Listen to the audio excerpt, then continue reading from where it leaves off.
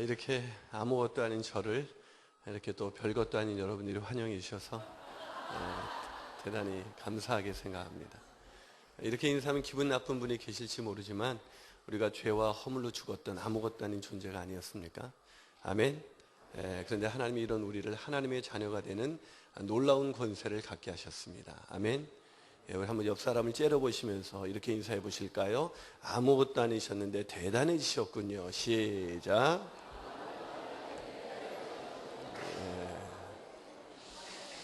저는 방금 전에 소개를 받은 김인환 목사라고 합니다.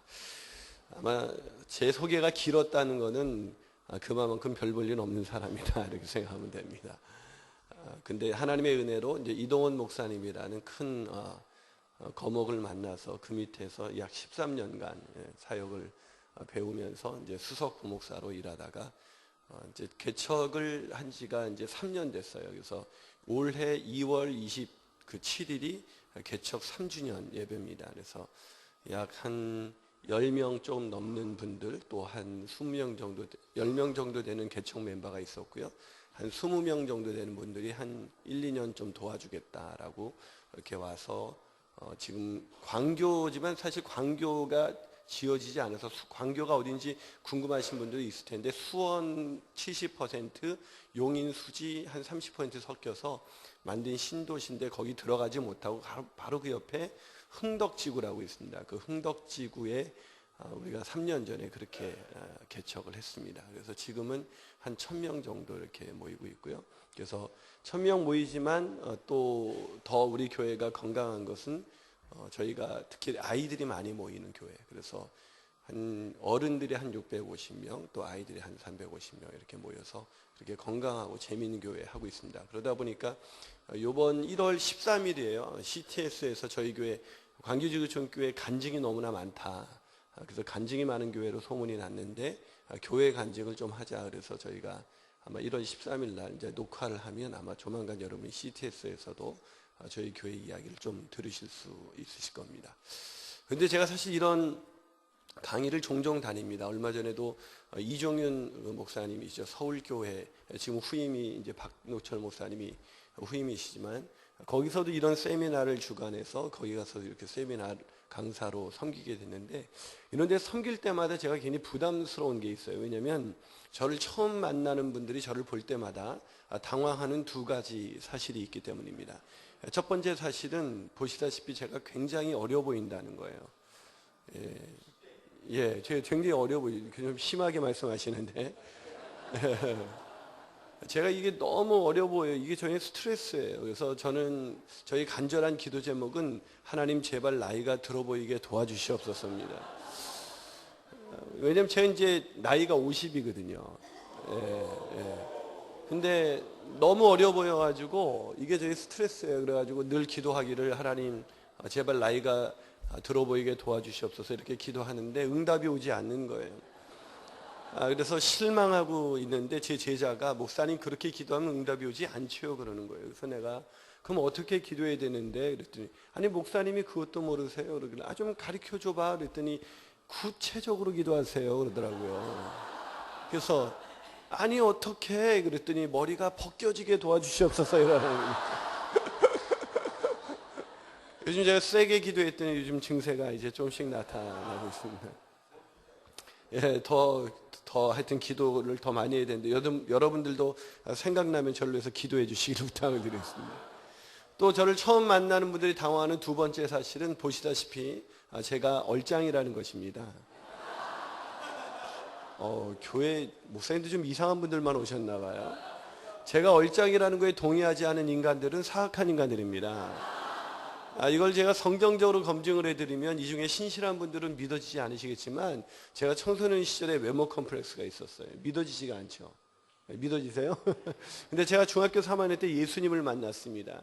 예수님 만나니까 성경이 믿어지더라고요. 그래서 성경을 읽기 시작했더니 창세기를 읽다가 깜짝 놀랐습니다. 하나님이 인간을 지으셨는데 하나님의 형상과 모양대로 지으셨답니다. 아멘이십니까? 그럼 제가 누구 닮았다는 거예요? 그럼 제가 얼짱이라는 건 누구를 높여드리는 거예요? 거기 동의하지 않은 인간은 사악한 인간인 것입니다. 제가 얼짱인 것을 믿으십니까? 예, 이 앞에는 신실한 분들이 많으신데 이쪽에는 어둠의 세력이 강하게 역사하는 것 같아요.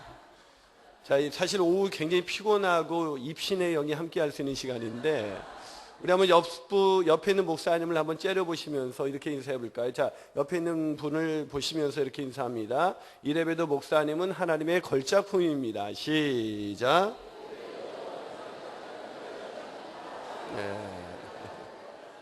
예, 근데 그 정도 인사하면 느낌이 오지 않습니다. 제가 애들 말로 필이 꽂히는 인사를 알려드릴 테니까 교회 가셔서도 한번 이 인사법을 사용해 보십시오. 자, 다시 한번 얼굴 쳐다보시겠어요? 이걸 얼굴을 보면서 감탄하듯 인사를 해야 돼요. 물론 그런 얼굴 본다는 게 쉬운 일은 아니에요. 하지만 자, 얼굴 한번 쳐다보세요. 자, 얼굴 쳐다보시고 이렇게 인사합니다. 아름다움이 죄라면 당신은 사형감입니다. 시작.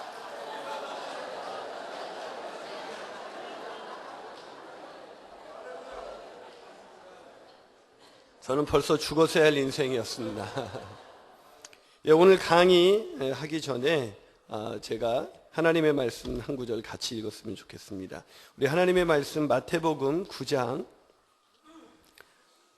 35절에서 10장 1절까지입니다. 마태복음 9장 35절에서 10장 1절입니다.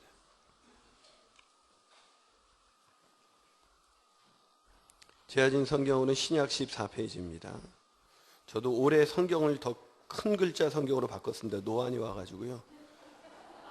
제가 노안이 왔다면 많은 분들이 굉장히 저 미쳤나 이런 표정이 진짜 왔거든요. 그래서 안 보이는데도 하여튼 너무 동안인 거는 굉장히 안 좋아요. 그래서 우리 교회도 오면 무슨 담임 목사가 이렇게 젊냐, 젊었을 때 목회를 시작했나 보다, 이런 분들이 많아요.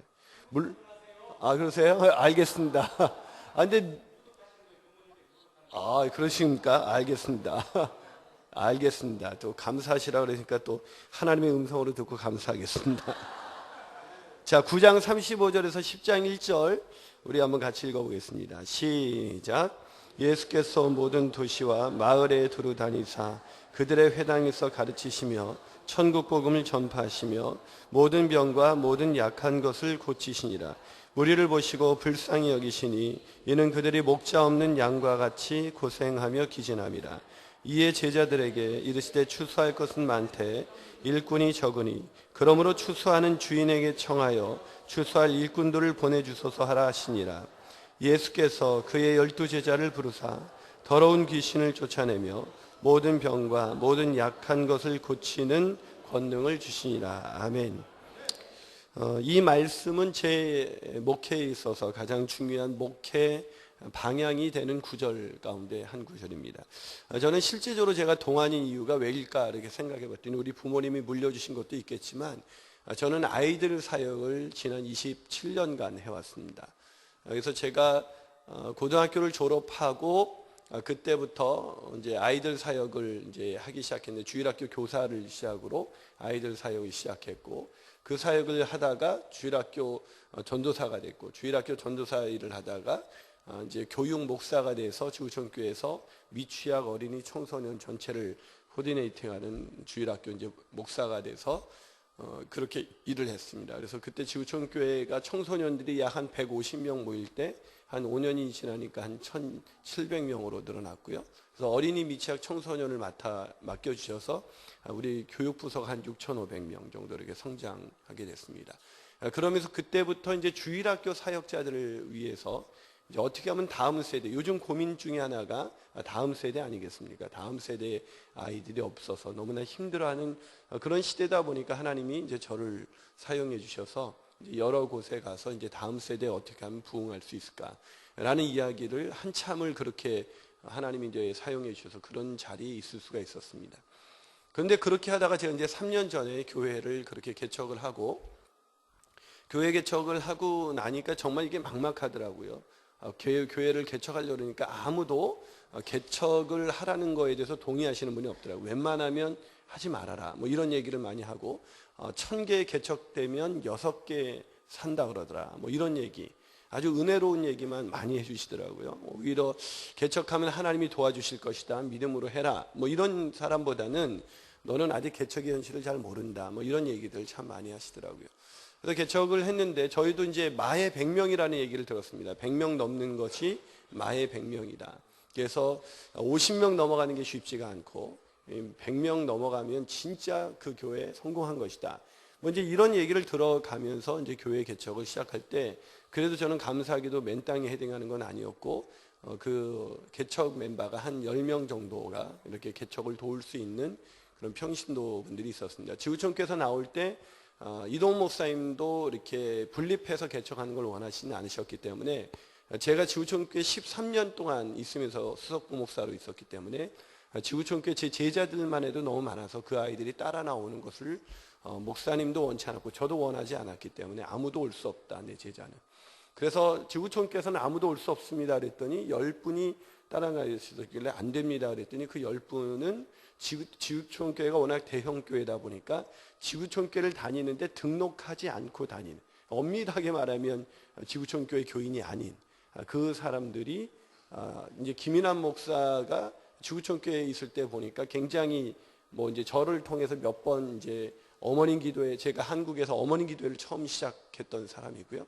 그래서 그 중계 충성교회가 유명하지만 그 김원강 목사님이 저를 초대해 주셔서 거기 설교하러 갔더니 드디어 원조가 오셨네요 뭐 그러시더라고요. 그래서 그렇게 했던 분들이 좀 김인환 목사와 같이 신앙생활을 하고 싶다라는 분들이 한 10분 정도 계셨어요. 그래서 지구촌교회 교인이 아니었기 때문에 제가 이제 그런 부분에 대해서 이제 허락을 했고, 지구촌교회 교인 중에 좀 저와 좀 친분이 있었던 분이 우리는 교회를 옮기지는 않지만 한 1년 정도, 좀 길면 뭐 한 2, 3년 도와드리다가 다시 본교회로 복귀하겠습니다. 그래서 이제 개척을 시작을 하면서 정말 우리도 100명을 넘길 수 있을까? 뭐 그런 생각을 가지고 교회를 시작했습니다. 그렇게 교회를 시작하면서 그때 제가 다시 읽었던 말씀이 바로 오늘의 본문의 말씀이에요. 그 말씀을 보면서 제가 이 말씀이 참 믿어지지가 않는 말씀이 있었습니다. 그 말씀은 뭐냐면 오늘 본문 37절에 이런 말씀이 있습니다.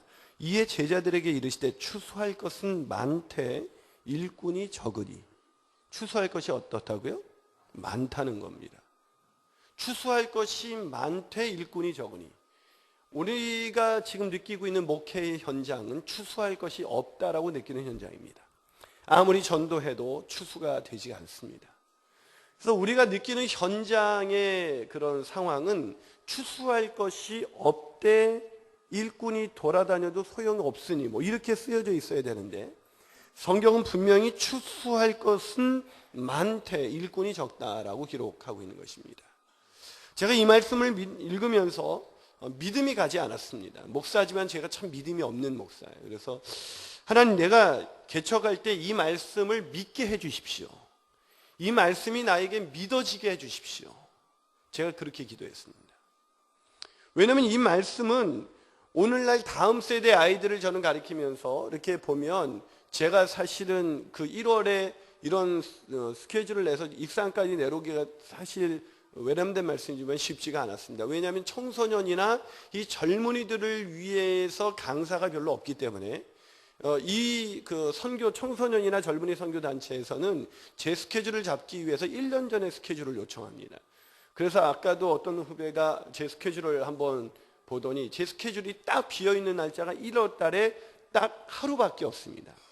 그 외에는 다 스케줄이 다 있는 정도예요. 근데 저는 교회를 개척했기 때문에 교회에 더 올인해야 하는 사람이기 때문에 정말 시간을 내기가 어려웠었는데 목회자들이 있는 곳이라면 하나님, 제가 저희 교회의 작은 개척교회 얘기가 우리 목사님들에게 도움이 될 수 있다면 하나님 좋겠습니다. 그런 마음으로 왔습니다. 오늘 저의 간증 같은 또 이런 강의가 여러분의 교회에 정말 부흥의 작은 씨앗이 되어서 여러분의 교회도 정말 귀한 하나님의 부흥이 일어나게 되시기를 주님의 이름으로 축복합니다. 제가 이 말씀을 그러면서 제가 이 말씀이 믿어지지 않아서 계속해서 기도했는데 사실 개척하는 전날까지도 이 말씀이 믿어지지가 않았어요.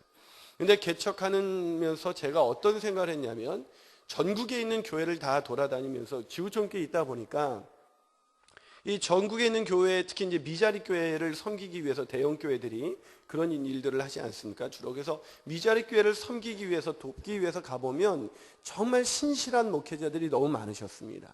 정말 기도하는데 전념하시는 분들, 또 정말 40일 금식 뭐 이런 것까지도 하시면서 하나님 앞에 자신을 온전히 비워내시는 분들, 그리고 정말 말씀은 또 듣고 있는데 말씀이 얼마나 좋은지 제가 그것을 들으면서, 야, 어떻게 저렇게 훌륭하신 목사님인데 왜 교회가 아직도 미자립 교회일까라는 생각을 제가 계속해서 하게 된 것입니다.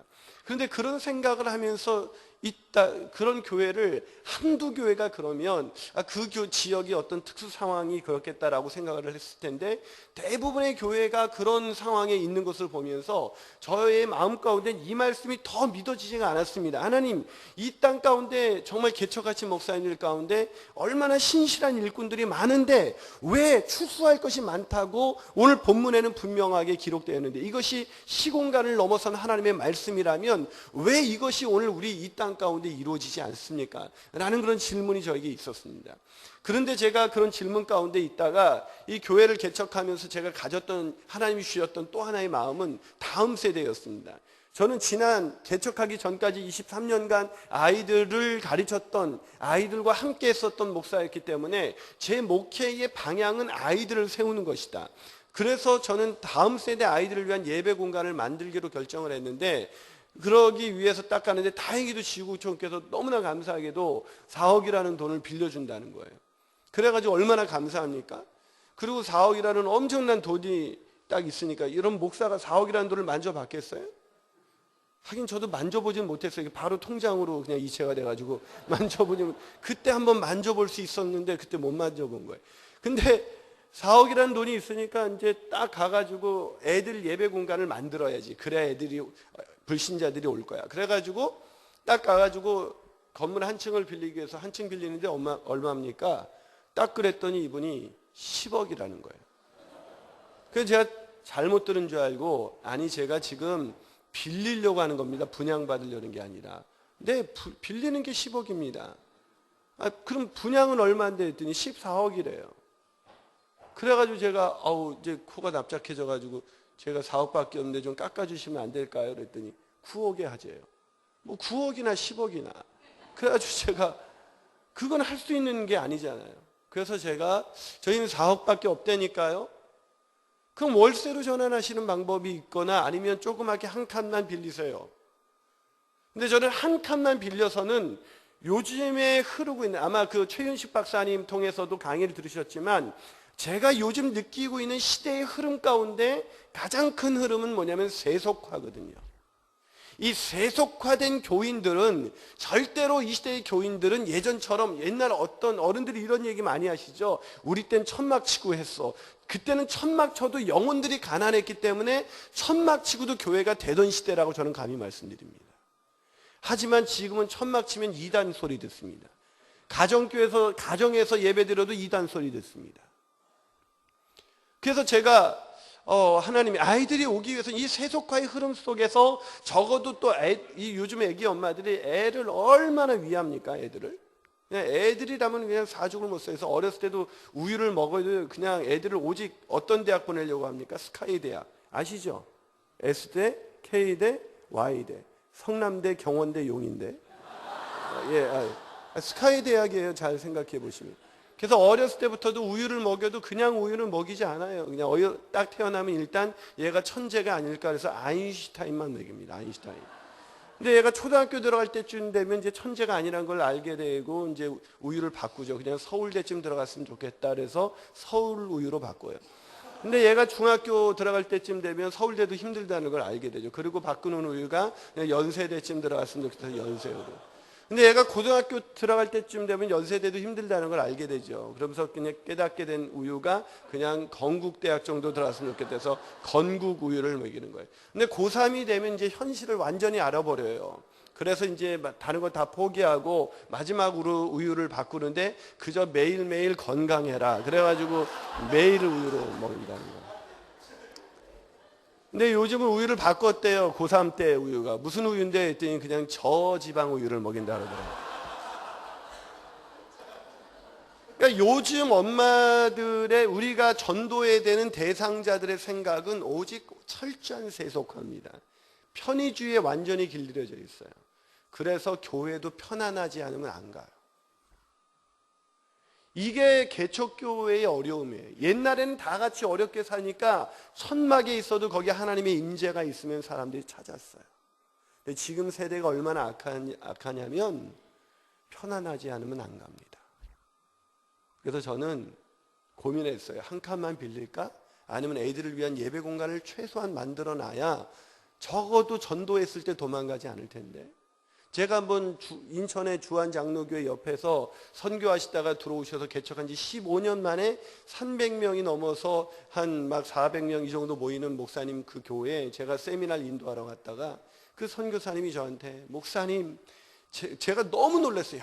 어떻게 이 주한교회 옆에서 이런 성장을 이루었습니까? 저는 그런 분들이 대형 교회가 막 성장하는 것보다도요, 그런 교회 보면 저는 정말 감격스럽습니다. 어떻게 이런 교회를 하셨습니까? 그랬더니 그분이 하는 얘기가 15년간 제가 얼마나 눈물 흘린지 아십니까? 교회 한 영혼 전도해가지고 막 훈련시켜 놓으면 어느 날 안 나와보면 왜 그런가 보면 주한장로교회가 있다는 거예요. 그래서 왜 그러냐 그랬더니 애들 교육 때문에 여기는 애들 예배 공간이 없어서 어쩔 수가 없다는 거예요. 그렇게 원룸 처치에서, 흔히 말하는 원룸 처치에서 그렇게 힘들게 사역을 하는 거죠. 그래서 이제 그런 부분을 잘 알고 있었기 때문에 한 층을 다 빌리기로 결정했습니다. 그리고 하나님께 그랬어요. 하나님, 제가 하나님 앞에 처음에는 하나님 사업 가지고 내가 뭘 합니까? 그랬더니 뭘 할 수 있습니까? 라고 막 따지니까 김 목사, 너는 4억이라도 있지. 네가 지금 개척하지 못하는 이유는 돈이 없어서가 아니라 나를 향한 믿음이 없기 때문이야. 주님이 저에게 그렇게 말씀하시더라고요. 너보다 더 힘겨운 상황 속에서 맨 땅에 헤딩하면서 개척하는 분들이 얼마나 많은데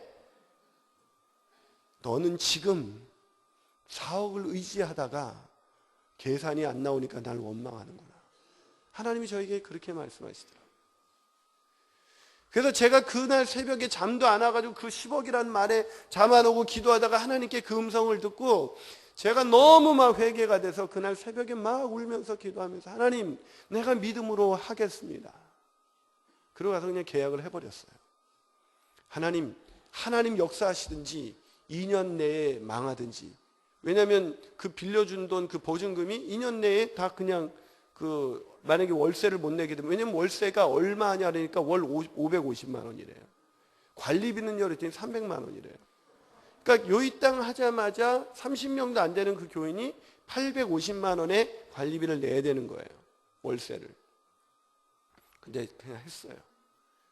하나님이 행해 주십시오. 그리고 했는데 놀랍게도 첫 주에 160명이 왔어요. 어디서 왔나 그랬더니 이사 온 교인들이 교회를 찾다가 기존 교회는 너무 전통적이어서 싫고 개척교회는 원룸 처치니까 힘들고 헤매다가 이분들이 오신 거예요. 3개월 만에 300명이 됐습니다. 그리고 지금 이제 우리가 3년 만에 1000명이 모여요. 제가 이 얘기를 왜 꼭 해드리냐면 얼마 전에 요번에 목회와 신학에 정주채 목사님이라고 향상교회 고신 측에 있는 분들은 아시는 아주 훌륭한 목사님이십니다. 이 목사님이 그 잠실에서 있다가 교회를 본인이 담임 목사님이신데 본인이 나와서 교회를 그 죽전 그 뒤에 구성해서 개척하셔서 그 교회를 잘 하시고 그 교회를 또 팔았을 때 남았던 이문을 그렇게 사회에 환원하는 것으로 굉장히 사회에 그 어떤 센세이션을 일으키셨던 분인데 이분이 이제 동백으로 가셨었죠. 근데 이분이 65세 은퇴를 하시면서 무슨 얘기를 했냐면 왜 그때 건물을 주고 이렇게 꼭 건물을 지으셔만 했습니까? 인터뷰를 했는데 그분이 이렇게 얘기를 하더라고요. 요즘 불신자들은 삼각교회로 절대로 가지 않습니다.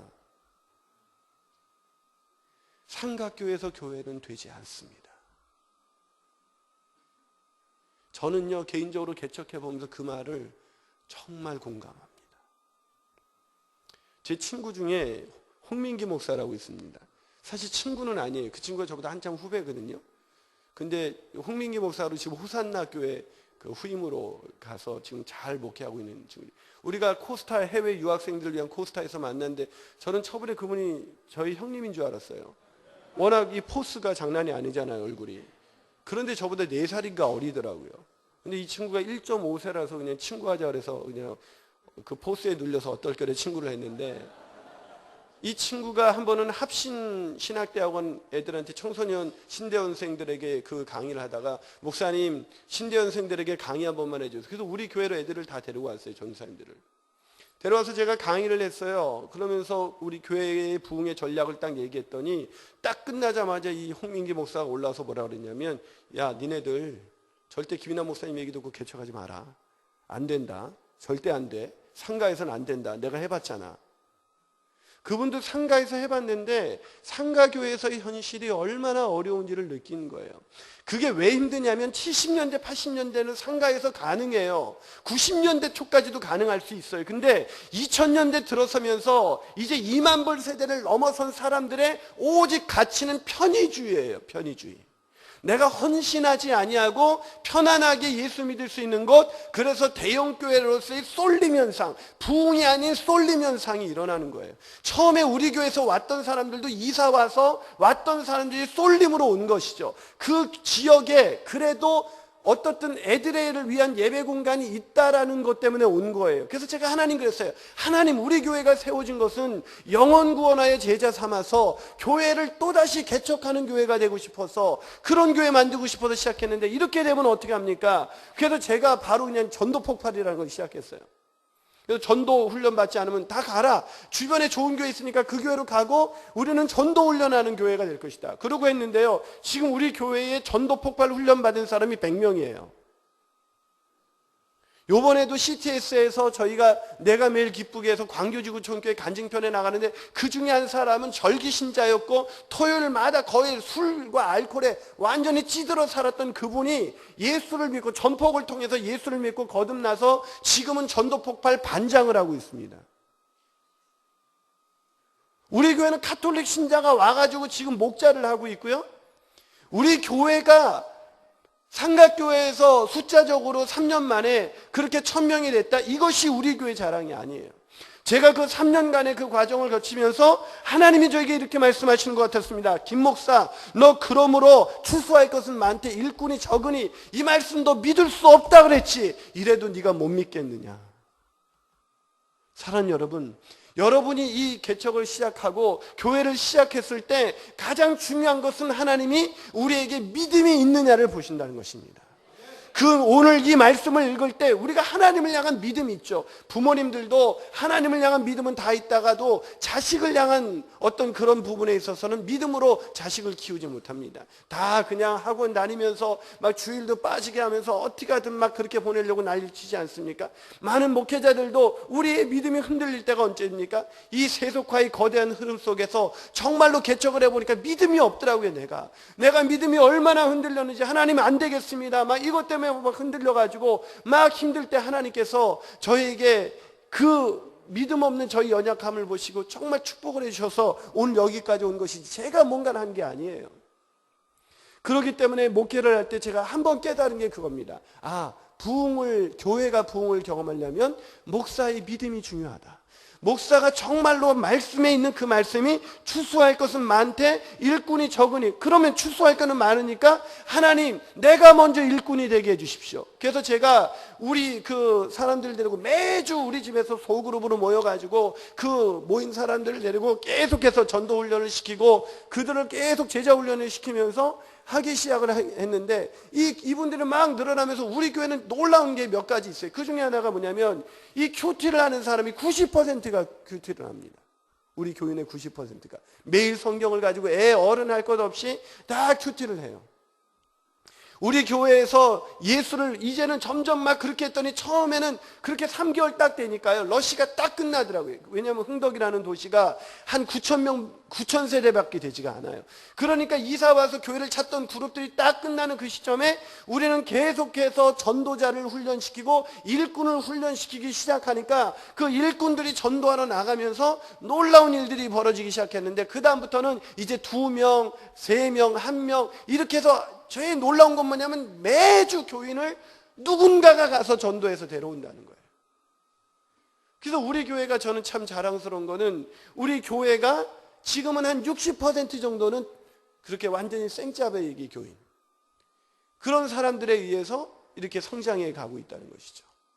오늘 그 원리를 여러분들과 함께 나누면서 정말 짧은 시간이지만 제가 첫 번째, 목사가 부흥에 대한 하나님의 말씀을 믿을 때 부흥은 일어난다. 아멘이십니까? 그 아멘 속에서 그럼 우리가 구체적으로 어떻게 해야 되느냐? 그 믿음을 가지고 이제 교회를 세팅해야 되는데, 제가 청소년 사역을 하면서 부흥을 경험했을 때나 아니면 지금 교회를 개척해서 이런 부흥을 경험하면서 제가 느꼈던 그 세 가지의 원리가 있어요. 그 세 가지 원리 중에 첫 번째 원리는 뭐냐면, 그 베이스는 우리를 하나님이 부흥을 주신다는 믿음이고요. 그 베이스 위에 우리가 세 가지 기둥을 가지고 있어야 되는데, 그 세 가지 기둥이 뭐냐면 바로 첫 번째가 대그룹 예배예요. 이 예배가 살아야 교회는 살아나는 것입니다. 이 예배가 얼마나 중요하냐면, 여러분 부흥하는 모든 교회를 가보시면 예배가 살아 있습니다. 그러면 개척교회에서 예배가 산다는 게 뭡니까? 이 개척교회가 막 다른 교회처럼 반주제 하나 구할 수가 없어서 진짜 찬송가 반주기 사다 놓고 그거 막 누르고 뭐 그렇게 예배를 드리지 않습니까? 막 그런 교회에서 예배가 산다는 것이 도대체 뭘까? 제가 그 정도는 아니지만 지구촌교회 처음 그 청소년 목사로 갔을 때 애들이 150명 있다고 그랬죠. 막 어른은 막 10,000명 들어가는데 애들이 150명밖에 없는데, 제 눈안에 찬양을 부르는 애가 단 한 명도 눈에 안 보이는 거예요. 막 선생님들이 여기저기서 일어나가지고 떠드는 애들 막 떠들지 말고 예배 좀 집중하라고 하고, 막 그 앞에서 그 사역자가 설교를 하는데 아무도 듣지 않는 거예요. 그래가지고 제가 너무 안타까운데, 또 찬양 인도하는데 찬양 인도자가 한 50대 중반의 안수희 집사님이 찬양 인도하고 계셨는데, 이 청소년들은 일단 비주얼이 중요하거든요. 그래서 제가 청소년 사역을 잘할 수 있었던 것은 저희 얼굴 때문이었지 않았겠습니까? 근데 이 비주얼도 안 되는 그분이 이 코드도 기타 배우신 지도 얼마 안 되셨는지 막 겨우 코드를 작업하면서 찬양을 인도하셨는데, 그때 불렀던 찬양이 뭐였냐면 이거였습니다. 어두운 밤에 캄캄한 밤에, 정말 듣고 있는데 마음이 어두워지더라고요. 애들이 아무도 안 따라하는 거죠. 그리고 제가 처음에 갔더니 그 전임자가 인간관계를 잘 해놔가지고 이 사역자가 바뀌지 않기를 원했는데 제가 바뀐 거예요. 그러니까 막 거기는 선생님들이 저를 아무도 아는 척 하지도 않고 인사도 안 하고 저를 완전히 왕따시키면서 그들이 작정했대. 이 사람 쫓아내자. 이렇게 작정했었대. 제가 나중에 들은 얘기예요, 그분들한테. 너무 인사를 안 하길래 무슨 이런 교회가 있나. 그런데 그때 거기 가서 제가 저한테 설교는 어쩔 수 없이 저한테 주더라고요. 그래서 설교를 할 때 그때 첫 번째 설교가 니들이 믿음을 알아? 라는 요한복음을 가지고 설교를 한 거예요. 제가 왜 요한복음을 가지고 설교했을까요? 요한복음의 기록 목적이 뭡니까? 요한복음의 기록 목적은 이 외에도 기록할 것이 많이 있지만 이것을 기록한 것은 예수가 하나님의 아들, 예수가 그리스도인 것을 믿고 그 이름을 힘입어 살게 하기 위해서입니다. 즉 요한복음을 잘 배웠다는 것은 오병이어의 기적에 대한 설명을 드리는 것, 그때 이 아이의 손에 뭐가 들려 있었느냐, 하인이 순종을 했냐 안 했냐, 뭐 이런 것이 중요한 게 아니에요. 요한복음의 그런 기적 사건을 통해서 성도들이 정말 깨달아야 할 것은 뭐냐면 예수가 그리스도이시다, 예수가 주님이시다라는 것을 믿게 되는 일이 일어나야 되는 것입니다. 근데 제 눈에 보니까 이 교회에는 애들이 나와 있지만 일명 모태신앙이라는 애들이 나와 있는 거 아닙니까? 이 모태신앙 아시죠? 이제 다 알잖아요. 모태신앙. 기도 못해, 찬양 못해, 순종 못해, 그래서 아무것도 못해, 그래서 모태신앙이라고 그러잖아요. 이 모태신앙 아이들이 앉아있는데 많은 분들이 교육부서에서 실패하는 이유가 뭐냐면 애들이 교회에 나왔다 해서 애들을 믿는 아이들로 착각한다는 거예요. 저는 그렇게 보지 않습니다. 애들이 왜 찬양을 안 부릅니까? 찬양을 안 부른다는 거는, 찬양이라는 게요, 우리가 옛날에는 드럼이나 이런 걸 안 사줘서 애들이 찬양을 안 부르는 줄 알고 드럼도 사주고 막 액정도 쏘고 키보드도 사줬는데 애들이 찬양 여전히 안 부릅니다. 여러분 한번 중학생들이 드리는 예배 가보신 적 있나요? 걔네들은 찬양을 안 불러요. 중학교 2학년 애들이 찬양 부르면 주님 곧 오실 겁니다, 아마. 이 중학생들은 절대로 찬양을 안 불러요. 왜 안 부를까요? 어려서부터 교회를 나왔는데 교회 문화에는 익숙해져 있는데 진짜 예수님은 안 만난 거예요. 예수님을 인격적으로 만난 경험이 없는 거예요.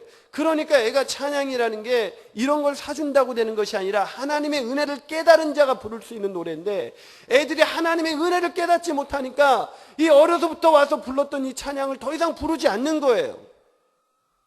그래서 얘네들한테 믿음이 없구나. 그래서 내가 니들의 믿음을 알아? 그러면서 제가 그날부터 요한복음을 가지고 6개월 동안 계속해서 복음을 전했습니다. 6개월 동안 복음을 전했습니다. 한 번 전하고 만 게 아니라요, 여기 있는, 제가 어떤 각오로 제가 복음을 전했냐면, 하나님, 그때 여기 있는 150명 애들이 다 예수 믿을 때까지 저의 복음을 전하겠습니다. 영적으로 죽어 있는 아이들한테 율법대로 믿음, 말씀 가지고 살아라, 이거는 아무런 소용이 없어요. 여러분, 예수를 믿지 않는다는 건 영적으로 죽어 있다는 걸 의미하는 겁니다. 영적으로 죽은 아이들에게 뭘 전한다고 애들이 그 말씀대로 살 수가 있습니까? 그래서 계속해서 6개월 동안 예수가 그리스도이시고 주님이다라는 말씀을 전하니까 놀라운 일이 일어났어요. 애들이 떠들던 애들이 막 사라지기 시작하고, 막 여기저기서 애들이 막 눈물을, 매주 제가 초청했어요. 오늘 이 말씀을 듣고 내가 내 죄를 깨닫고 예수님이 나를 위해서 십자가에서 죽으시고 사흘 만에 부활하셔서 내 구주와 주님이 된다는 것을 믿는 아이들은, 믿겠다는 아이들은 손들어라. 그게 깨달아진 아이들은 손들어라. 그러니까 여기저기서 애들이 손을 들었어요. 그러면서 애들이 이제 예배에 집중하기 시작하는데, 한 3개월 정도 지나가니까 여자애들이 3명이 찾아왔어요. 그러더니, 목사님, 저희가 찬양팀 하면 안 될까요? 왜 애들이 찬양팀을 한다고 그랬을까요? 그 50대 목사님의 찬양 인도를 더 이상 눈 뜨고 못 봐주겠다는 거죠. 근데 왜 옛날에는 눈 뜨고 봐줬을까요? 옛날에는 상관이 없었거든요. 예수와 아무런 상관이 없으니까 찬양을 저렇게 부르든지 말든지 나는 상관없다 했던 애들이 예수님을 만나니까 찬양하기를 원하는 거예요. 그래서 찬양을 마음껏 부르고 싶어서 애들이 나와서 찬양팀이 처음으로 세워졌어요. 그래서 그 여자애들이 3명이 딱 앞에 서가지고 뭐 예수 사랑해요 막 찬양하면서 막 눈물을 흘리면서 하니까 앉아있는 애들이 당황했습니다. 쟤네들이 얼마 전까지 나하고 떠들던 애인데 쟤들이 왜 저렇게 됐지? 애들이 예수 믿던 애들이 점점 날마다, 예수 믿는 사람들이 날마다 더해지면서, 여러분 사도행전을 읽어보면 날마다 믿는 자들이 더해지느니라. 그 역사가 여러분 교회 가운데 일어나기를 축원합니다. 제가 그때 알았어요. 아, 그렇구나. 교회 안에도 불신자들이 이렇게 많이 있구나. 먼저 교회 안에 있는 불신자들이 예수 믿어야 그 사람들이 전도하게 되는 것이고, 그럴 때 교회가 부흥이 일어나는 것입니다. 그래서 예배 때 가장 중요한 거는, 예배의 어떤 이런 엔터테인먼트화 된 그런 막 큰 교회에서 본 어떤 화려한 잔치, 그런 게 있으면 물론 예배에 도움이 되기야 하겠죠. 그러나 진정한 예배는 그것이 없어도 하나님의 성령의 역사로 얼마든지 충만한 예배가 될 수가 있습니다. 제가 그거를 경험하면서 제가 확신을 갖게 된 거예요. 그러면서 1년 만에 150명이던 애들이 300명으로 늘어났고, 5년 만에 막 1700명으로 늘어나니까 애들이 어느 정도였냐면요, 애들이 예배를 드리는데 이 안으로 들어올 수가 없으니까, 왜냐면 200명밖에 못 들어오는데 1년 만에 300명이 되니까 애들이 복도에서 예배 드리고요, 선생님이 우리 사무실이 바로 그 사역자 사무실 옆에 조그맣게 요 정도 방이 있었는데, 그 방에 자기네 집에서 그 14인치 TV를 가지고 오고, 그 자기네 집에서 쓰던 캠코더를 가져와서 달아가지고 그 영상으로 들었는데도 얘들이 예배를 드리는 거예요. 지나가던 장로님들이 오다가 왜 애들이 예배 드리는데 이렇게 밖에 서 있어 하고 보니까 들어갈 자리가 없는 거예요. 그러니까 그때 장로님들이 저한테 와서, 목사님 뭐 필요한 게 없으십니까? 그러길래 제가 그 키보드가 있으면 좀 좋을 것 같은데, 그러니까 키보드도 사주시고 막 사주고 그때부터 막 지원을 하더라고요. 그런데 제가 그때 깨달은 게 있었어요. 아, 진짜 아이들은 살아있는 예배를 원하는구나. 그래서 제가 우리 교회를 개척하면서도 제일 먼저 시작한 게 뭔지 아세요? 제가 처음에 창세기를, 아브라함을 강의하면서 우리가 개척하려고 보니까 이 설교가 예배, 대그룹 예배가 살아야 이 교회가 살고 교회가 부흥을 하는데, 이 예배를 어떻게 하면, 우리 교회 주변에도 메가처치가 굉장히 많이 있고, 요번에 강의하러 온 김학중 목사님도 꿈의 교회라고 건물 굉장히 좋게 져가지고 불과 10분 거리에 있습니다, 교회가. 그런데 우리 교회로 사람들이 누가 올까? 우리 교회가 전도를 얼마나 열심히 하는지 몰라요. 그 전도. 근데 우리 교회는 누가 있습니까? 프로그램은 없어도 전도 폭발 훈련을 받은 사람 100명이 있어요. 이들이 매주 나가서 전도하는. 그들이 어떻게 그렇게 됐다고요? 알코올 중독자였다니까요. 그 사람들이 절기 신자였다니까요. 그런데 그들이 어떻게 변화됐습니까? 주일날 선포되는 복음 선포를 통해서 그들이 변화되기 시작하는 거예요. 우리 교회 한 번은 이혼한 거나 다름없는 그 사람이, 그 여자 집사님이 요번에도 간증을 하게 될지도 모르는데 자기는 3번 결혼한 여자래요. 왜냐면 남편하고 2번이나 이혼할 뻔했었는데 이 2번째 이혼하러 가니까 남자가 이렇게 말하더래요. 걱정하지 마. 이혼하면 우리 또다시 3번째 결혼하면 되지 뭐. 이래서 자기가 3번 결혼한 여자라고 이렇게 자기를 얘기하는 사람이. 부부관계가 진짜 안 좋았어요. 정말 남자가 폭력적이고 굉장히 힘들었던 이 사람이 서로 갈라져서, 한 여자는, 그 여자 집사님은 청주에 있었고 이분은 수원으로 호련 당신 딸내미들도 다 누고 혼자 왔는데 우리 교회 왔다가 복음을 듣게 된 거예요. 복음을 듣고 이분이 변화가 되면서 자기가 여지껏 자기 와이프와 애들에게 했던 그 모든 잘못이 생각이 나더래요. 그러면서 막 울면서 자기 와이프한테 전화해서 여보 미안해, 내가 광교지구촌교회 와가지고 이렇게 변화됐다고. 그런데 여자는 콧방귀도 안 뀌었는데 나중에는 진짜 이 인간이 뭔가 변화된 것 같아서 너무나 궁금해서 우리 교회 홈페이지에 들어와서 설교를 들으면서, 공간은 다르지만 똑같은 설교를 들으면서 하나님의 마음을 움직여 주신 거예요. 그리고 1년 만에 이분이 우리 교회를 오신 거예요, 이 여자분이. 그러고 나서는 지금은 부부가 합쳐가지고 정말 9평밖에 안 되는, 진짜 다 망해가지고 이 살집이 수원에 정말 그 외곽 지역에 9평밖에 안 되는, 그 9평도 다 되는 평수가 아니에요. 거기에 살림 도구 하나 제대로 없는 그곳에서 둘이 사는데, 지금 아니죠, 이제 딸내미들까지 왔으니까 넷이 사는데 너무나 행복하대요. 그 분이 지금도 그 2사람이 전폭해가지고 부부가 지금 전도하러 다닙니다. 어떻게 이런 일이 일어났습니까? 대배에서 복음이 선포되었기 때문입니다. 여러분의 주일 강단에서 복음이 선포되기를 주님으로 축원합니다. 그래서 저희 교회에서 이 홈페이지에 들어오는 숫자가 막 한 달이면 5만 명이 들어와요. 왜냐하면 저희가 제 주일 설교를 완전히 오픈해요. 그냥 누구나 다 다운받아 갈 수 있도록. 그거는 제가 설교를 잘하기 때문이 아닙니다. 제가 그냥 복음 설교를 함께 나누고 싶어서, 제 설교가 참 미약하기 그지없는 설교지만 누군가도 제 설교를 보고 나도 이 사람처럼 복음 설교하면 되겠구나, 그런 생각을 좀 가졌으면 해서 그냥 설교를 완전히 오픈하고 있거든요. 그러니까 많은 분들이 저한테 연락을 줍니다. 목사님, 제가 목사님처럼 복음 설교하면서 우리 성도들이 그 설교 중에 막 마음의 역사에서 감동함을 받는 것을 보고 막 놀랐다는 거예요. 여러분, 예배에서 다른 큰 교회, 우리가 큰 교회, 저희도 삼각교회입니다. 아직도 이런 교회 보면 얼마나 부러운지도 몰라요. 지금도 교회 1000명이지만 우리 교인들이 저한테 목사님 우리는 언제 건축하나요? 저는 그래요. 저는 여러분이, 하나님이 여러분을 통해서 분명한 사인을 주기까지 저는 건축하지 않습니다. 여기서 지지고 볶든지 뭐 저는 상관없어요. 그냥 그게 교회가 아니라, 우리 교회는 한없이 커지는 교회가 아니라 어느 정도가 되면 영혼 구원하여 제자 삼아서 분립시키는 교회를 만드십시다. 교회를 개척하는 교회를 만듭시다. 제가 개척해 보니까 개척이 너무 힘든 거예요. 이제 한국에서 개척이라는 거는 예전 같은 방식으로는 도저히 통하지가 않아요. 그래서 요번에도 우리가 2월 달에 한 사람을 선정해가지고 개척하는 목사 창립 기념 때마다 우리가 어떤 특별한 일을 해왔습니다. 첫째 주에 첫 번째 창립 기념 예배 때는 우리가 좀 구제에 힘쓰는 교회가 됐으면 좋겠다. 오늘 주제가 선교인데 그 구제에 힘쓰는 교회가 됐으면 좋겠다 하고 있는데, 이 송파에 그 노인들이 무료 급식소가 너무 허름하고 지하에 있어서 몸이 아프신데 내려가지는 못하는데, 나라에서 7천만 원을 줘서 보수를 하려는데 자기 부담금 600만 원이 없어서 그걸 못한다는 거예요. 근데 그때 우리 헌금 한 달 막 1년쯤 지나니까 다 모아도 400만 원이 나올까 말까 하는 그런 상황이었는데, 600만 원은 안 만들어지겠지만 우리 한번 헌금해 봅시다. 그래가지고 했는데 716만 원이 나온 거예요. 그래서 우리가 그걸 그분들에게 줘서 무료 급식소가 세워졌습니다. 개척한 지 1년 된 교회가 한 무료 급식소를 세우는 그런 위대한 일을 하나님은 행하셨습니다.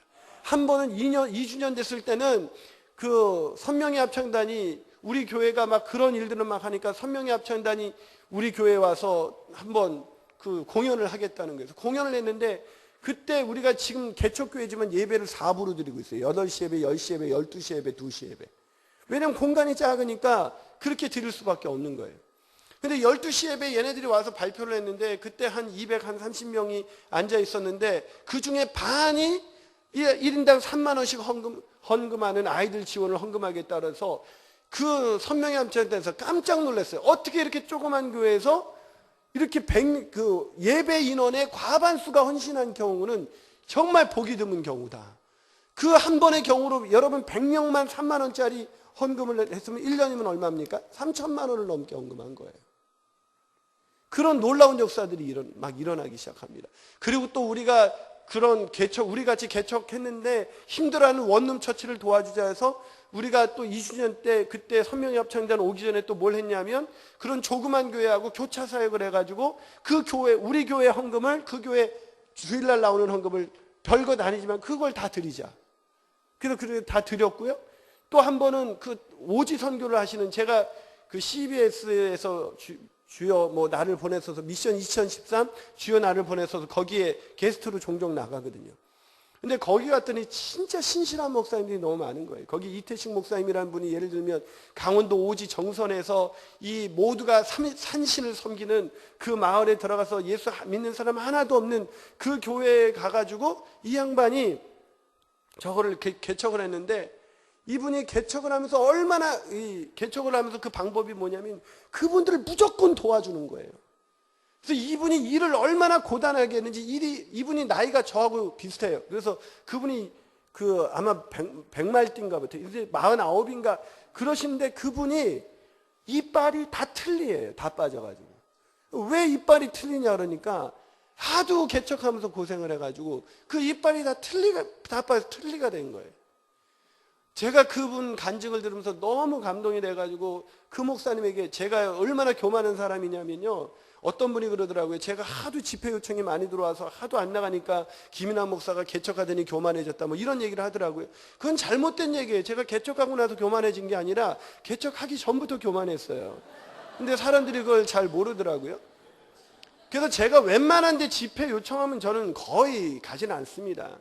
그냥 왜냐하면 한 주에 뭐 몇십 건씩 이렇게 그 집회 요청이 들어오니까 제가 우리 교회에 사역해야 되니까 이 여름 겨울만 애들을 위해서 다음 세대 아이들을 위해서 제가 그때만 좀 더 헌신하지 평일에는 그냥 한 2건만 딱 가까운 거리 딱 2군데만 가요.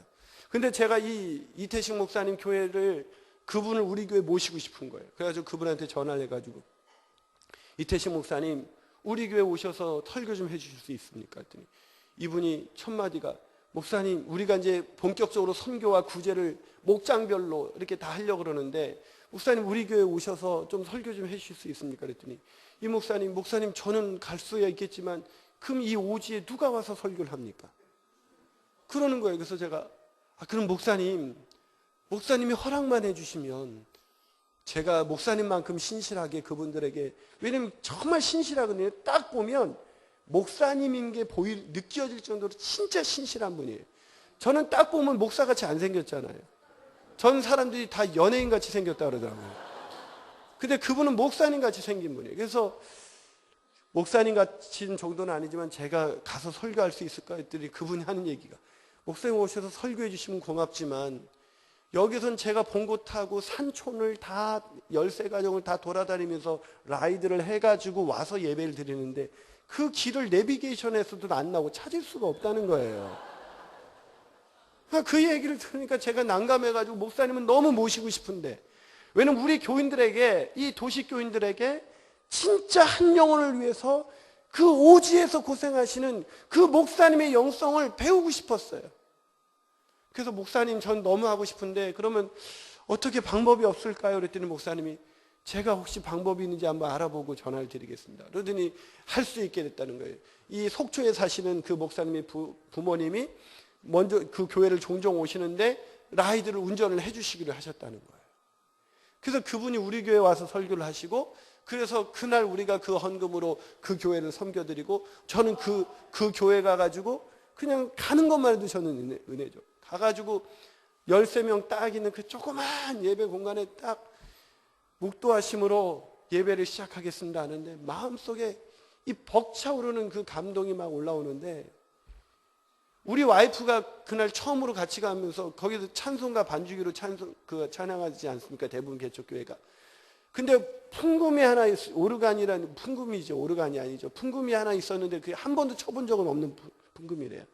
근데 우리 와이프가 피아노를 전공했거든요. 그래서 우리 와이프랑 같이 갔는데 우리 와이프하고 피아노를 치면서 처음으로 예배를 드렸는데 그곳에서 한 영혼을 위해서 애쓰시는 그 목사님의 영성이 딱 느껴지면서 내가 얼마나 세속적인 목사인지. 전 여기 있는 분들도 내가 다 진짜 존경하는 분들이에요. 여러분, 교회가 크다고 큰 목사입니까? 저는 그렇게 생각하지 않아요. 그 한 영혼을 위해서 애쓰시는 분들이 다 여러분이 아니시겠습니까? 하나님이 저는 영성이 워낙 모자라니까 쟤는 교회 조금만 고생시키면 도망갈 것 같으니까 얼른 부흥을 줘서 그냥 그렇게 제가 버티는 거지, 교회 숫자가 중요한 게 아니잖아요. 근데 거기서 그렇게 예배를 드는데 예배 끝나니까 그분들이 난생 처음으로 이렇게 풍금을 치면서 예배를 드리니까 너무 행복하더래요. 우리 교회가 그런 식으로 선교를 지금 감당하고 있습니다. 왜 우리 교회가 그 모든 에너지가 어디서 나왔을까요? 예배에서 나왔습니다. 그래서 우리 교회는 요즘은 사도행전 강해를 하고 있는데 계속 설교를 들어보면 계속 복음이에요. 그래서 우리 교회 설교 제목을 들어보면 선뜻합니다. 설교 제목이 썬데이 크리스찬, 우리가 알지 못했던 예수, 막 종교생활 아닌 신앙생활하기 막 이러면서 교인들에게 진짜 늘 묻는 게 뭐냐면 정말 예수를 구주와 주님으로 믿고 있는가? 여러분의 삶의 인생에서 예수가 정말 주인 되심을 인정하고 있는가를 계속 도전하니까, 한 번은 인천에 살다가 결혼해서 이사 온 한 자매가 우리 교회 등록을 하면서 이렇게 저한테, 목사님 잠깐 상담드릴 게 있어요. 그래서 왜요? 그랬더니 갔더니 저한테 하는 말이, 목사님 저는 설교를 늘 이렇게 세게 하세요? 그러시는 거예요. 그래서 내가 제 설교가 좀 셌나요? 그랬더니 아니, 누가 예수님을 믿기는 하지만 주인 되심을 그렇게 온전히 인정할 수가 있겠습니까? 근데 그걸 그렇게 강조하시면 저 같은 사람은 버틸 수 있겠지만, 우리 남편은 저 결혼하는 조건으로 교회에 나오기로 한 형제인데 이런 교회에 나올 수가 있겠습니까? 그러는 거예요. 그래서 제가 웃으면서 그러게요. 근데 우리 교회는 이상하게 그렇게 처음 나온 교인들이 이렇게 센 설교를 듣고도 도망 안 가는 거 보면 뭔가 있을지도 몰라요. 그러니까 한번 기다려 보세요. 그런데 그 청년이, 그 남편이 지금 신앙이 더 좋습니다. 그냥 교회 종교 생활에 익숙해져 가지고 예수님의 구주이시고 주인 되심을 인정하지 않고 건달처럼 막 썬데이 크리스찬처럼 다녔던 사람들은 저희 교회 오면 견디지를 못해요.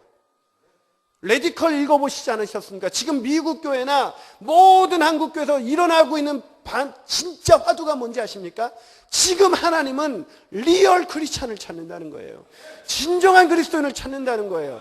지금 이 시대의 대형교회, 제가 대형교회를 욕하는 게 아닙니다. 그러나 많은 분들이 안타깝게도 편의주의에 길들여져서 그냥 예수가 주인 되시기 때문에 희생하고 헌신하는 그런 교회를 한국교회에서 왜 외면하고 대형교회로 쏠림 현상이 일어나고 있습니까? 진정한 그리스도인이 아니기 때문입니다. 그러기에 저는 결심했어요. 하나님 아버지, 제가 진정한 그리스도인 되기 원합니다. 제가 외람된 얘기지만 한 가지만 더 얘기할까요? 제가 이렇게 교회가 어느 정도 성공적으로 하니까 대형교회에서 저한테 청빙이 들어왔어요. 그 교회에서 한 사람을 통해서 연락이 오기를, 작년 6월이었는데 목사님이 광교지구촌교회를 떠날 마음만 있으시다면 우리가 모든 걸 다 준비하고 해놓겠습니다. 떠날 마음이 있으십니까? 그래서 제가 즉시 대답했죠. 전 떠날 마음이 없습니다. 그랬더니 이게 놓친 고기가 더 커 보이는지 웬만하면 다 오려고 그러는데 본인들이 몇 번째 청빙을 3번째 하다가 이렇게 투표하고 그러다가 실패를 했던 대형교회였어요. 그래서 이제 사람들한테 물어보니까 이제 좀 제가 괜찮다고 그랬나 봐요. 하여튼 저는 그래도 얼굴 하나 가지고 이렇게 먹고 사는 사람인데. 근데 그분이 그래가지고 제가 거절했더니 이도훈 목사님이 전화를 왔어요.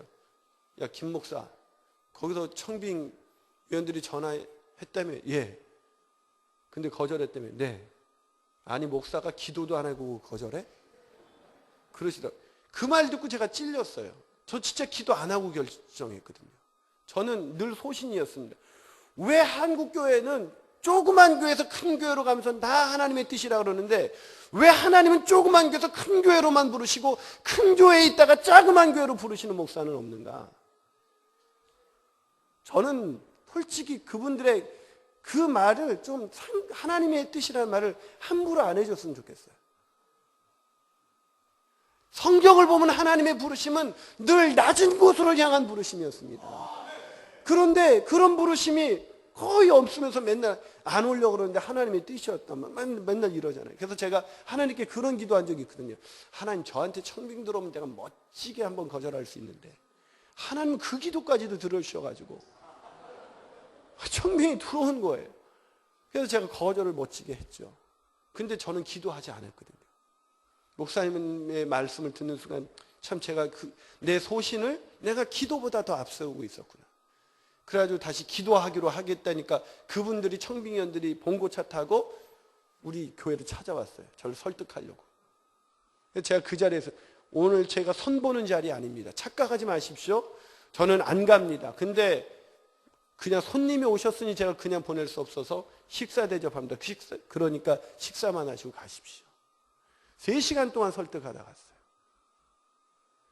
그분들이 계속해서 막 그러는데 그분이 나중에 하나님의 뜻이 여기와 자기네 교회에 있다는 것을, 내가 우리 교인들한테 제가 기도 부탁을 했거든요. 몇몇 리더들에게.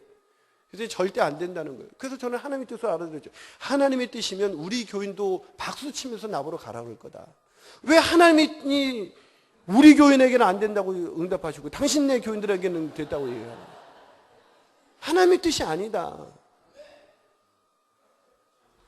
저는요, 우리 교회가, 교회의 크기로 목회가 평가되는 건 정말 세속화의 가장 천박한 자본주의 한 형태라고 생각합니다. 이 중에도 천국 가면 우리가 감히 쳐다볼 수도 없는 그런 귀한 목회자들이 저는 너무나 많다고 저는 확신합니다. 그러나 저를 비롯해서 이 세속화된 이 큰 교회 목사님들은 정말 회개하고 넘어질까 늘 조심하면서 날마다 자신의 몸을 낮추면 안 되는 거예요. 그래도 제가 감사한 게 이 복음을 날마다 전하니까 내가 복음 안에서 얼마나 쟤도 멀리 떨어져 하나님의 은혜로 구원받은 존재인가, 이거를 날마다 확인을 하게 되니까 그래도 제가 그렇게 빗나가지 않는 것 같아요. 우리 교회 예배의 성공의 핵심, 복음이 살아있다. 예배를 살리기 원하십니까? 복음이 살아있는 설교를 하시기를 주님의 이름으로 축원합니다. 두 번째가 소그룹이에요. 소그룹은 목장 교회를 말합니다. 아마 목장에 대해서, 셀에 대해서 여기저기서 많이 얘기를 할 거예요. 그러나 이 목장이라는 것은 그냥 숫자를 작게 나눈다 해서 소그룹이 되는 게 아니에요. 이 소그룹의 특징은 작은 그룹이 아니에요. 소그룹이라는 얘기는, 소그룹의 핵심은 뭐냐면 상호란 작용이 일어나야 돼요. 상호작용이 일어나야 되고 상호 의존 관계에 있어야 되고 상호 영향력을 주고받으면서 하나님이 주신 공동의 목표를 향해서 함께 모여있는 그런 작은 모임, 그게 소그룹이에요. 그래서 저희 교회에서는 계속, 제가 영혼 구원에서 제자 삼는다 그랬잖아요. 영혼 전도에 오면 우리는 제자 훈련을 시킵니다. 그래서 우리 교회는 등록해서 정교인이 되려면 우리 교회의 1년의 과정을 마쳐야 정교인이 돼요. 그러니까 그 과정 신탁을 해서 기존 신자들은 내가 다 어디서 왕년에 신앙생활 했던 분인데 이러니까 다 도망가요. 한 번은 코트라 부사장님이 오셨습니다. 대형교회에 계시다가 그분이 얼마나 우리 교회에 큰 도움이 되겠어요, 재정적으로. 근데 해야 된다니까 도망가셨어요. 안 잡았습니다. 2번 전화도 안 했습니다. 왜 가셨습니까? 또 전화도 안 했습니다. 왜요? 오늘날 교회가 교회다워지려면 교회는 그리스도의 몸입니다. 교회는 가정이에요. 교회는 가족이어야지, 하나님의 가족이어야지 가족 같은 교회가 돼서는 안 되는 거예요. 제가 어느 날 내 와이프하고 길을 걷는데 누군가 저에게 이렇게 인사하면 기분이 어떨까요? 꼭 부부 같으시네요. 그게 욕이에요, 칭찬이에요? 교회가 가족 같다는 건 칭찬이 아니에요. 제가 우리 교인들에게 계속 얘기한 게 그겁니다. 교회는 하나님의 가족입니다. 이 작은 교회가 줄 수 있는 최고의 메리트가 뭔지 아십니까? 그거는 가족을 경험하게 만들 수 있다는 거예요. 그 가족이 진짜 가족이 되려면요, 우리가 교회가 가족이다는 말을 오해합니다. 그건 뭐냐면 항상 좋기만 하는 것이 가족이라고 생각해요. 여러분의 육신의 가족을 한번 떠올려 보세요. 항상 좋기만 하세요? 저는 우리 아버지하고 지금도 살지만 너무 힘들어요. 결혼하고 우리가 계속 모시고 삽니다. 하긴 빌부터 사는 거죠. 우리 아버지 집에서 사니까 빌부터 사는 건데 너무 힘들어요. 근데 우리는 헤어지지 않아요. 상처도 받아요. 헤어지지 않아요. 근데 요즘 교인들은 좀만 상처받으면 상처받다고 나가요. 왠지 아십니까? 교회론이 잘못되어 있는 거예요. 이 교회가 뭔지를 제대로 안 가르쳐 주는 거예요. 이 교회는 내가 얼마나 잘 즐길 게 많고 내가 훈련받을 프로그램이 많은가 아닌가, 이게 교회가 아니라 교회는 하나님 아버지를, 한 아버지, 한 하나님, 한 성령, 한 주를 섬기는 그런 믿음의 가족들이 모인 공동체, 그게 교회입니다. 아멘이십니까? 그걸 이루기 위해서 오늘 본문을 보니까 예수님께서 가르치시고 전파하시고 치유하셨는데도 36절 보니까 그들을 보시고 불쌍히 여기셨대요. 왜 불쌍히 여기셨을까요? 그들이 목자 없는 양과 같이 고생하며 기진합니다. 누가 없었다고요? 목자가 없었어요. 인간은요, 목자가 없으면 인간은 불행할 수밖에 없어요. 성경에서 인간을 양에게 비유합니다. 그렇죠? 인간은 다 양 같아서. 저는 이 말을 이해할 수가 없었어요. 양을 본 적이 있었어야죠, 어렸을 적에. 우리가 늘 보던 동물하고 비유하면 얼마나 좋았을까. 예를 들면 인간은 다 개 같아서 뭐 이러면 우리가 이해가 쉽게 되잖아요. 근데 인간이 다 양과 같다. 왜 양에게 비유했을까요? 세 가지 이유가 있습니다. 첫째, 양은 방향 감각이 없습니다. 두 번째, 더러움을 잘 타고, 세 번째, 자신을 보호할 수 있는 보호 장비가 없어요. 그래서 양에게 교사가 가르친다고 해서 가르친 대로 가지 않습니다. 양에게 자, 푸른 초장으로 가려면 5km 쭉 가. 거기 큰 나무가 있는데 우회전에 웅덩이 있으니까 피하고, 좌측으로 돌면 가시덤불이 있으니까 피해서 좌측으로 돌아서 2.3km 가면 작은 집이 있을 거야. 그래서 우회전해서 좌측으로 쭉 빠져서 1.7km 가면 바로 우측의 길이 보이는데 그 우측으로 직진해서 쭉 3km만 가면 푸른 초장과 실만한 물가가 있어. 맹수가 나타나면 잡아먹히면 안 되고 더러워지면 탈락이야. 출발! 하면 갈 수 있어요, 없어요? 왜 못 가요? 가르쳐 줬잖아요. 맞아요. 방향 감각이 없기 때문에. 양의 실존적인 한계 때문에 양은 가르쳐 줘도 변화되지 않는다. 양은 가르쳐 줘도 더러워질 수밖에 없다. 양은 가르쳐 줘도 잡아먹힐 수밖에 없다. 그래서 제가 23년간 주일학교 현장에서 사역을 하고 낸 책, 두란도에서 나온 책이죠. 교사여 절대로 가르치지 마라. 인간이 다 양과 같다는 이 성경의 선언이 사실이라면 우리는 이런 결론에 도달합니다. 인간은 가르친다고 해서 변화되지 않는다. 인간이 율법의 가르침으로 변화됐나요? 율법으로는 죄를 깨달을 뿐입니다. 인간이 변화될 때는 오직 복음 때문이었습니다.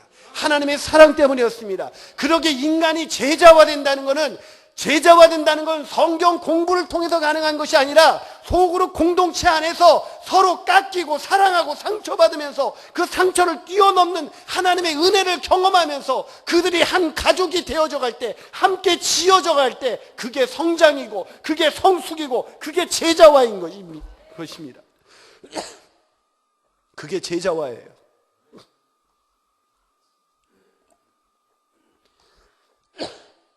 한국교회 80년대 오카노 목사님이 제자훈련을 시작했는데 왜 실패했습니까? 성경 공부했기 때문입니다. 요즘 셀도 하는데 셀도 실패하고 있습니다. 왠지 아세요? 셀이 성공하고 있다면 셀 세미나가 얼마나 많습니까? 안 가보셨어요? 한두 번 다 가보셨잖아요. 왜 그 교회 같은 부흥이 안 일어나는데요? 셀은 큰 교회를 유지하기 위한 어떤 프로그램이 아닙니다. 목장은 가족입니다. 목장은 교회입니다. 그래서 저희 교회 주보를 보면 우리 교회 사역자 해서 목장교회를 섬기시는 분들의 이름을 다 씁니다. 그분들이 사역자입니다. 그분들이 사역을 할 수 있도록 저는 그분들과 함께 시간을 보내고 그분들과 어울리고 그분들의 고민을 들어주고 그분들과 이야기를 하다 보니까 그분들이 세워져 가기 시작했어요. 그래서 지금은 우리 교회가 이제 선교와 구제를 아까 했던 식으로 했던 거를 이제는 각 목장 교회마다 선교와 구제 기관을 다 선정해서 목장교회가 커가는 만큼 그들을 섬기십시오. 그래서 우리 교회에서 굉장히 많은 선교와 구제가 일어나고 있습니다. 액수가 크다는 걸 말씀드리는 게 아니에요. 교회의 존재 목적은 선교입니다. 그래서 우리는 계속해서 선교하고 구제하고 있는 거예요. 그게 어디서 가능했습니까? 소그룹이 진정한 목장 교회로서의 기능을 하기 시작하니까 그게 가능한 거예요. 시간이 없으니까 마지막으로 이제 6분밖에 안 남았습니다. 마지막이 리더십이에요. 이 리더십이 굉장히 중요합니다. 왜냐하면 결국은 어떤 교회든 그 리더의 크기만큼 성장할 수밖에 없습니다. 그 공동체의 크기는 리더의 크기입니다. 그렇기 때문에 항상 자신의 리더십, 오늘날로 말하면 셀프 리더십이라고 부릅니다. 자기 자신의 개발에 목사님들은 특히 개척했거나 그랬던 목사님들은 특히 제일 많이 시간을 쏟아야 되는 것이 셀프 리더십입니다. 자기 개발입니다.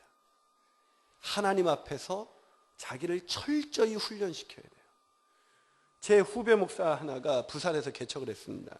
지금 한 30명 모이는 교회인데 이 친구가 수요 예배를 해도 교인들이 안 오고 새벽 예배도 해도 교인들이 안 오니까 주일 예배만 드리면서 평일날에는 그 장로교에서는 노회라 그러죠. 우리는 침례교에서는 지방회라 그럽니다. 지방회에서 맨날 축구만 하는 거예요. 그래서 내가 그랬어요. 당신이 축구하는 한 당신이 예배가 없다 그래서 개발을 하지 않고 그렇게 시간을 쓰는 한 이 수준을 벗어날 수 없어. 마치 지금부터 수만 명의 목회자인 것처럼 말씀에 전념해야 돼. 저는 참고로 설교 준비하는데 20시간 걸립니다. 그건 우리 교인들이 다 알고 우리 목회자들이 다 압니다. 그래서 제가 더더욱 집회를 잘 안 나가는데 이런 1월 같은 때는 이 20시간이 더 잘 안 나오니까 우리가 이제 외부 이렇게 특별한 행사도 있을 때 강사를 세우기도 하고 그 전주부터 쪼가리 시간을 내서 미리미리 준비를 다 해놔요. 저는 월요일도 한 번도 쉬면 오늘 여기 내려오기 위해서 월요일 날 하루 종일 설교 준비했습니다. 그래서 20시간을 걸려요. 그러니까 그 설교가 탁월하고 안 탁월하고를 떠나서 20시간 하나님의 말씀과 대면한 흔적이 설교 중에 나와요. 그래서 제가 2040의 원리라 그래요. 20시간 연구하고 40번 성경을 읽어라. 그거를 제가 이번에도 백석신학대학원에서 설교학을 한 학기만 강의해달라고 해서 강의해 줬는데 똑같은 강의를 했어요. 20시간 여러분이 아시잖아요. 20시간 목회 현장에서 20시간 낸다는 게 얼마나 어렵습니까? 그래서 저는 오전 시간에는 아무도 안 만나요. 오전에는 아무리 성도가 중요해도 오후에는 밤늦게라도 내가 늦지 않고 막 찾아갑니다. 밤 12시라도. 근데 아침에는 안 만나요. 새벽에는 새벽 기도 딱 끝나면 제 방에 들어와서 그때부터 오전 11시 반까지 아무도 안 만나고 계속 성경 보고 설교 준비하고 그러고 있습니다. 그래서 제가 그 친구한테 그랬어요. 당신이 자기를 개발하기 위해서 열심히 말씀을 묵상하고 기도하고 제가 읽은 책, 제 설교를 보면 교인들이 한 번은 어떤 여자 집사님이 그러더라고요. 세교 만남을 갖고 있는데 목사님 도대체 설교 준비를 어떻게 하세요? 그래서 왜 여성이 그런 질문하길래 왜요? 그랬더니 처음 자기가 이사를 와서 이 교회에 등록하고 나서 설교를 하시는데 목사님이 인용하신 책이 그 설교에만 5권이었대요. 아, 오늘은 무슨 특별한 날인가 보다. 특별한 집회인가 보다 그랬대요. 그 다음 주에도 그렇게 인용을 하시더래요. 그 다음 주에도. 도대체 설교를 어떻게 하시지? 너무 그게 궁금했대요. 끊임없는 독서, 끊임없는 자기개발, 그것이 없이 개척교회에서 가장 좋은 건 그래도 내가 시간을 좀 더 조정할 수 있다는 거거든요. 너무 바쁘죠. 할 게 훨씬 더 많으니까. 제가 신학생들한테 강의하니까 목사님 매주 보니까 이게 발표를 하는데 발표가 늦은 애들이 그 다음 주에 보면 또 고칠 게 있고 또 고칠 게 있고 또 고칠 게 있대요. 묵상하면 묵상할수록 설교는 그래. 근데 목사님 너무 바빠서 목사님처럼 못할 것 같아요. 그러더라고요. 그래서 제가 웃으면서 그랬죠. 전도사 때 무지 바쁘지? 굉장히 바쁠 거야. 나중에 담임 목사 하면 좀 여유로워질지도 몰라. 그래요? 담임 목사가처럼 바쁜 사람이 어디 있어요? 지금 못하면 나중에 설교는 절대로 안 늘어. 늘고 안 늘고의 문제가 아니야. 생명력 있는 설교는 못해. 적어도 말씀의 20시간 자신이 그 말씀에 의해서 도전받고 변화되어야 그 말씀이 다른 사람에게 역사하는 하나님의 말씀으로 들려질 수가 있습니다.